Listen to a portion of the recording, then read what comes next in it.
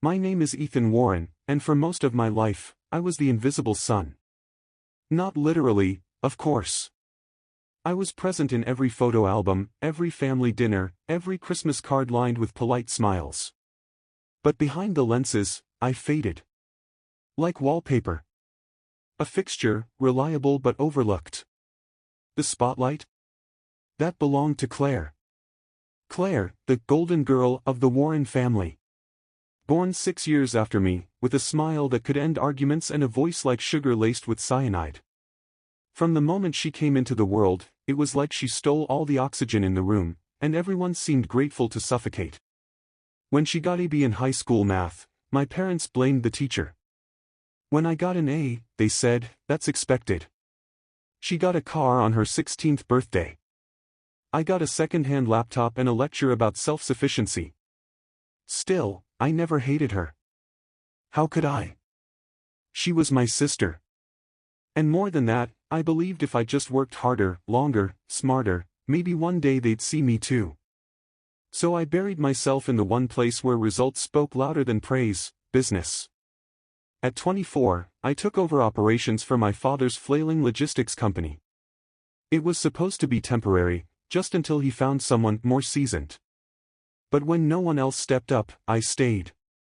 Through grueling 16-hour days, missed holidays, and failed relationships, I built Warren Tech from a regional delivery firm into a tech-driven logistics company with clients across the West Coast. By 32, I was COO. By 34, our revenue passed $70 million. And still, every holiday dinner, my mom would brag about Claire's new podcast, her Instagram following, or how she almost got hired by a big agency in New York. Claire never worked a day at Warren Tech. Not until the stroke. It hit Dad on a rainy Thursday morning in February. I remember the call vividly, Mom's voice shaking, ambulance sirens in the background.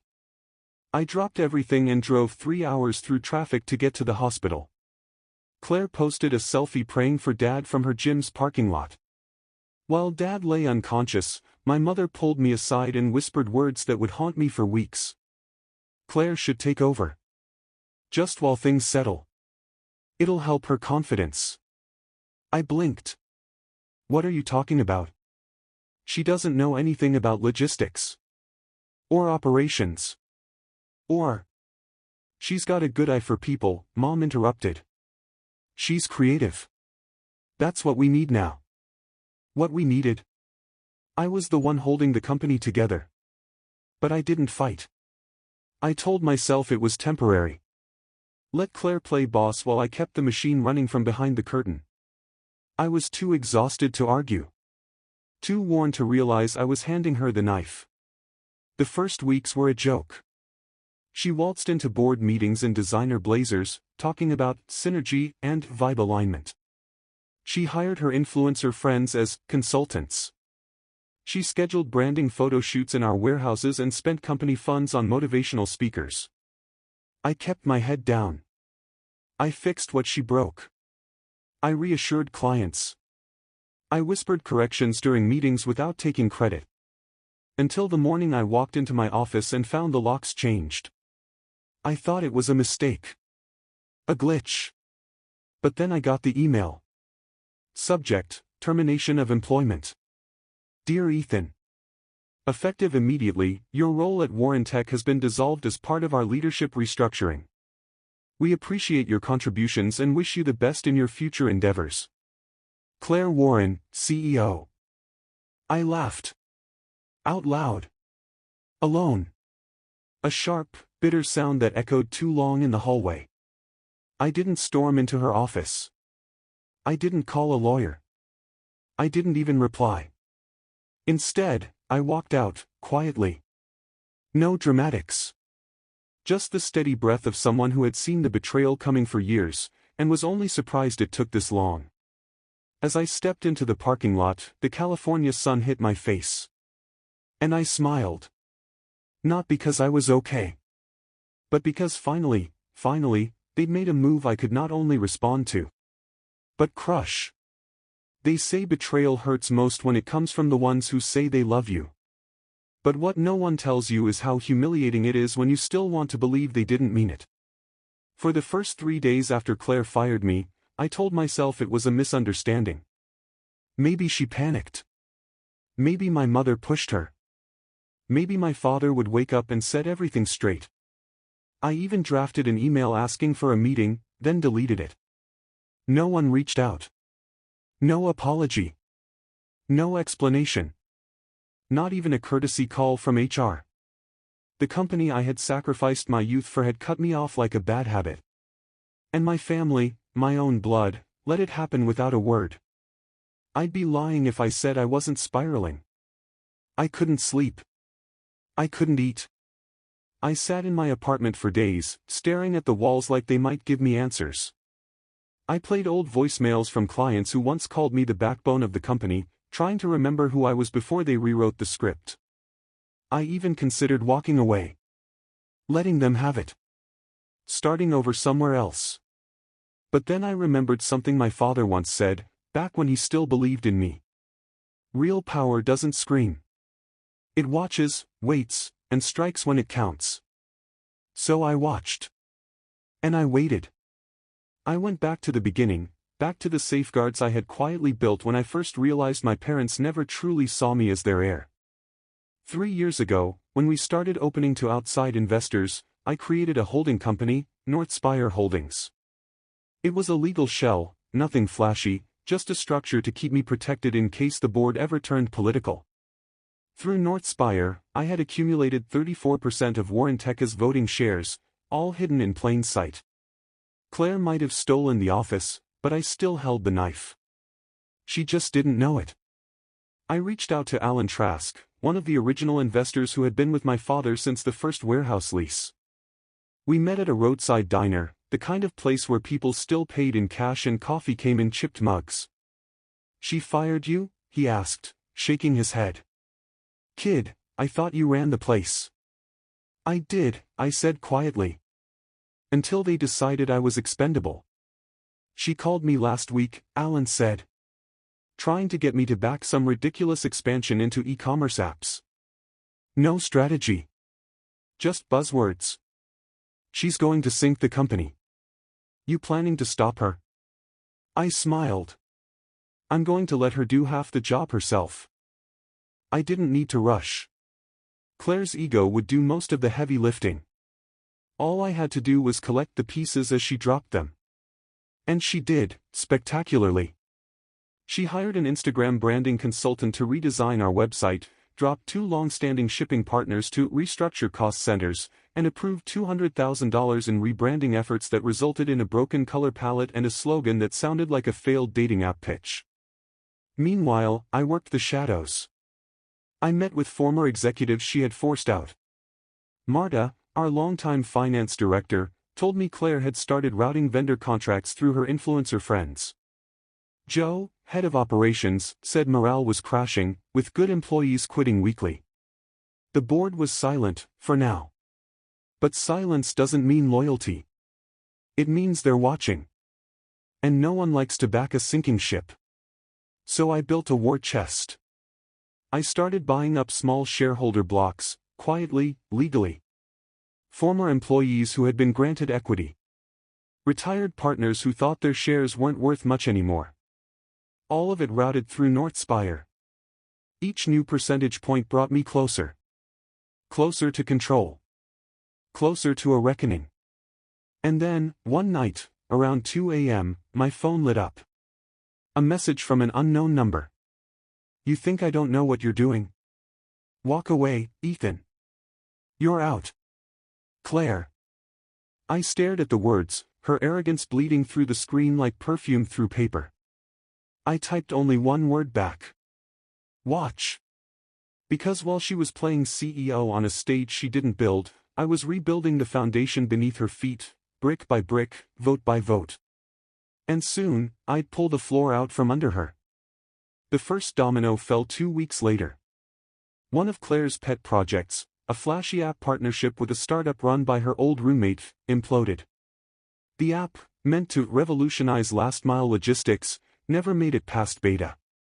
The code was half-built, the UX was a disaster, and the startup team vanished after spending a sizable chunk of Warrenteca's budget on branding videos and team retreats. I didn't lift a finger to stop it.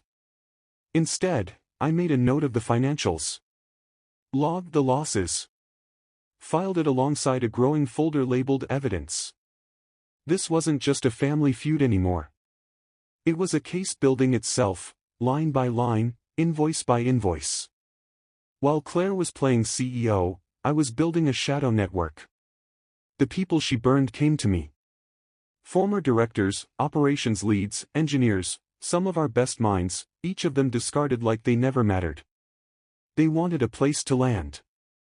I gave them one. I formed a consulting group, Everline Solutions. On paper, it offered logistics optimization services to mid-sized firms. In reality, it was my silent army, a staging ground for talent and influence, ready to move when the time was right. I hired Marta back as CFO. Joe joined 2 weeks later. The energy in the room was electric, like we were planning something more than just a comeback. We were preparing justice. Meanwhile, I kept expanding Northspire's ownership stake. Some people sold their shares for cash. Others wanted in on Everline. I made deals, traded options, sweetened terms. Every move was strategic. Every signature was a step closer. Claire had no idea. She was too busy chasing headlines. She appeared in tech magazines, gave tone-deaf interviews about reinventing old-school business, and posted photos from conferences she didn't belong at. She hosted a Warrentech Vision Gala at a hotel in LA, a $50,000 affair attended mostly by Instagram influencers and LinkedIn coaches. I attended anonymously. From the back of the room, I watched her stand under a spotlight and call herself a legacy disruptor. I didn't feel anger. I felt pity. Because while she was rewriting the ending, I still held the pen. That same week, I received a call from an anonymous number. The voice was low, cautious. "I have something you'll want to see," the man said. He was a junior legal assistant, recently fired after raising concerns internally. He didn't give me his name, but he emailed me a PDF titled, Project Apex, Draft Acquisition Agreement. It was worse than I expected. Claire had been in secret negotiations with a foreign logistics conglomerate, Asteros Group, to sell off 51% of Warrenteca's core assets. Warehouses, fleet management software, client contracts, everything. The sale would strip the company of control. Employees would be laid off. Tech would be gutted. And the deal was being pushed forward without proper board disclosure. It was illegal. It was reckless. And it was the final piece I needed. The next morning, I met with my attorney, Angela. We reviewed every document, every backdoor transaction, every failure to notify shareholders, every conflict of interest. She looked up from the file, her expression sharp. "You have her," she said. "She's cooked." Still, I didn't move. Not yet. Because there was one final piece I wanted in place, the narrative. I leaked carefully worded concerns to a few trusted journalists. Articles began to appear, not directly critical, but asking subtle questions. Is Warrentech moving too fast? New leadership faces tougher market than expected. Behind the rebrand, sources say morale is low. Claire didn't take it well. She lashed out at staff. Fired a PR manager. Posted a long, self-congratulatory response online that only made things worse. She accused small-minded men of trying to sabotage a visionary female-led revolution. But this wasn't about gender. It was about competence. And now, finally, I had the board's attention. Several members reached out privately. They didn't want the company destroyed in a misguided power trip. They were ready to talk. I called for an emergency shareholder meeting. And this time, I wasn't walking in as the son they ignored. I was walking in as the man who never left. The boardroom was colder than I remembered. It wasn't the temperature, it was the air. The stillness before a storm. The kind of silence where everyone knows something is about to end. I took my seat at the head of the long walnut table, my name neatly printed on the agenda as Acting Chairperson, Ethan Warren. For the first time in my career, they couldn't pretend I wasn't in the room. Claire walked in late, of course. She always did love an entrance. A white designer blazer, expensive heels, sunglasses on her head like she was arriving for a Vanity Fair interview. She paused when she saw me, the smile on her face cracking just enough to betray the panic behind it. "Didn't know you were invited," she said, tossing her purse on the table. "I wasn't," I replied. "I called the meeting." She blinked. Before she could respond, Angela stood and began the presentation. She moved fast, years of legal experience distilled into 20 merciless minutes. Slide by slide, exhibit by exhibit, we laid it all out. The unauthorized negotiations with Asteros Group. The misuse of company funds.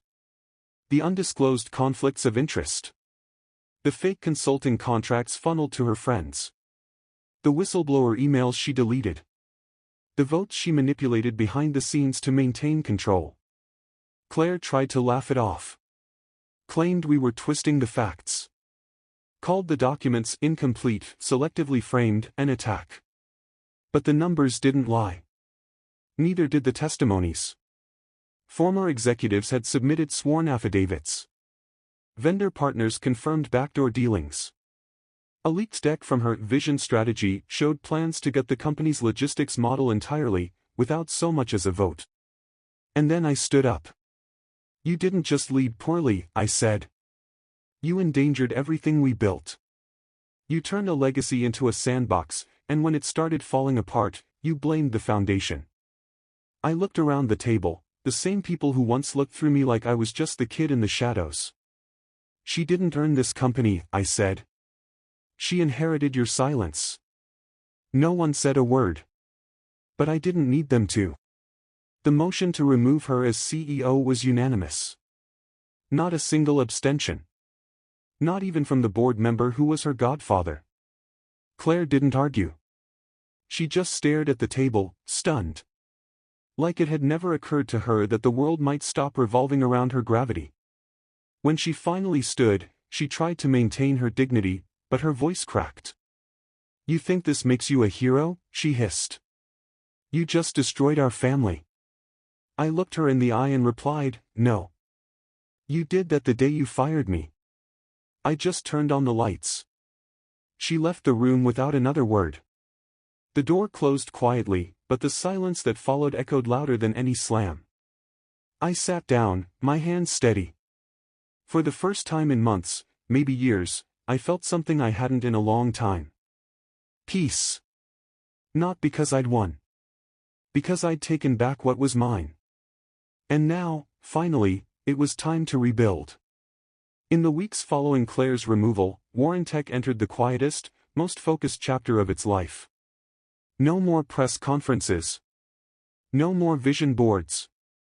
No more five-figure retreats to align culture. Just work, real work. I didn't reinstate myself as CEO. That part of me had burned out long ago. Instead, I appointed Marta, our most seasoned and battle-tested executive, as interim CEO. The team cheered the decision. She had earned their respect long before Claire ever ordered her first business card. I took on the role of chairman. Strategic oversight. No desk. No corner office. No nameplate on the door. Just authority. Silent, complete. The first thing we did was clean house. We terminated every questionable vendor contract Claire had signed. We reversed the Asteros deal. We offered severance packages to the good employees who had walked away and invited them back, most of them returned. We stabilized the company's finances in under 60 days. Clients who had hesitated to renew contracts began calling again. Shareholders who had grown cold sent congratulatory messages. But the calls I waited for never came. Not from my mother. Not from my father. Not even a text. I told myself it didn't matter. That I didn't need their validation. But on some nights, when the office was empty and the silence wrapped around me like a second skin, I caught myself staring at the old photo on the wall, one of the few that had survived every office renovation. A black and white image of a young family, standing in front of the very first Warren Tech warehouse. My father, proud. My mother, smiling. Claire, in a little dress, holding his hand. I was in the background. Unfocused. Out of frame. One day, I took that photo down. Because this company wasn't built by the family in that picture. It was built by the son who was always left out of it. Weeks turned into months.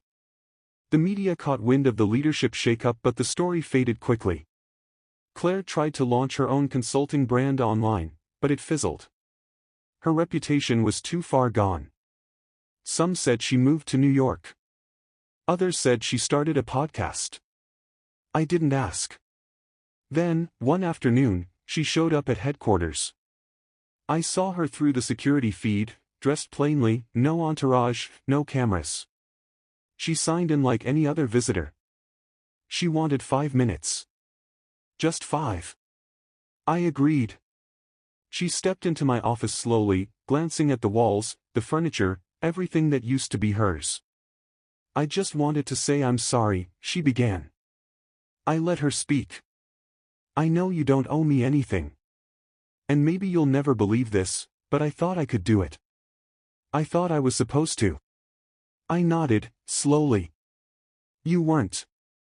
But you weren't alone in thinking it. We sat in silence for a while. She looked different, tired, older, stripped of that blinding confidence. I don't expect forgiveness, she said finally. Good, I replied. Because I can forgive you. But I'll never trust you again. She swallowed, nodded, and left. That was the last time I saw her. As for my parents, I heard through a family friend that they had sold their house and moved out of state. I sent them a letter, short, polite. Not bitter. I didn't expect a reply, and I didn't get one. But that was okay. Because I wasn't trying to reclaim a family. I was reclaiming a legacy. And I had done exactly that.